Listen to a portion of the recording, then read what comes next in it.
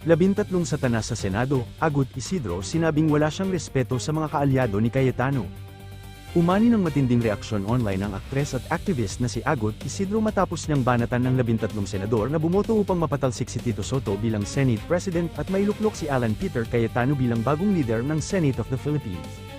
Sa sunod-sunod niyang post sa X, tinawag ni Isidro na 13 satanas sa Senado ang mga senador na sumuporta kay Cayetano sa gitna ng kontrobersyal na balasahan sa Senado. I have document no respect for these 13 hooligans who call themselves Senators of the Philippines, docu. Ani Isidro matapos ang eleksyon sa Senado. Sa hiwalay na post, pinatutsadahan din niya si Cayetano dahil sa pagbanggit nito ng Bible verses kasabay ng pagbabago ng liderato. APC, can you please stop uttering Bible verses kasi sure ako, hindi natutuwa si God sa'yo. 13 satanas sa Senado, dagdag pa niya. Kabilang sa mga senador na bumoto pabor kay Cayetano sina Ronald Bato de la Rosa, Francis Escudero, Joel Villanueva, Amy Marcos, Rodante Marcoleta, Robin Padilla, Bongo, Jenggoy Estrada, Pia Cayetano, Loren Legarda, Mark Villar, Camille Villar, at si Cayetano mismo. Nagbigay rin ng reaksyon si Isidro sa kontrobersya kaugnay kay De La Rosa matapos ang umano'y tangkang pagsisilbi ng National Bureau of Investigation, NBI, ng warrant mula sa International Criminal Court sa loob ng Senado, matapos lumabas ang CCTV footage ng senador. Sinabi ni Isidro, "Just saw the CCTV, we have a runner, #Batuduwag."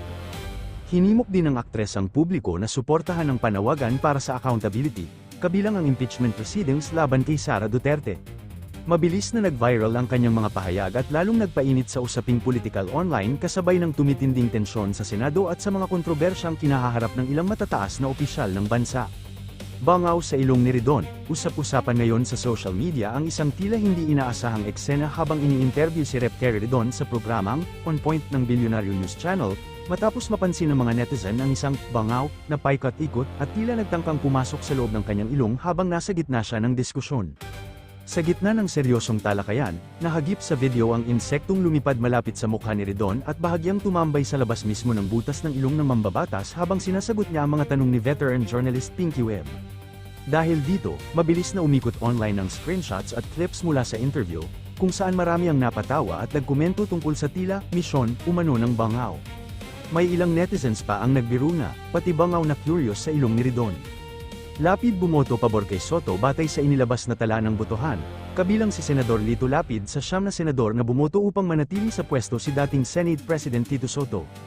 Gayunman, nanaig ang kampo ni Senador Alan Peter Cayetano matapos siyang makakuha ng 13 boto mula sa mga senador, dahilan upang siya ang mahalal bilang bagong Senate President, kasabay ng mabilis na pagbabago sa liderato ng Senado ay ang pag-init ng mga usaping politikal sa bansa, kabilang ang impeachment proceedings laban kay Vice President Sara Duterte at ang kontrobersya kaugnay ng umano'y ICC warrant laban kay Senador Ronald Bato de la Rosa.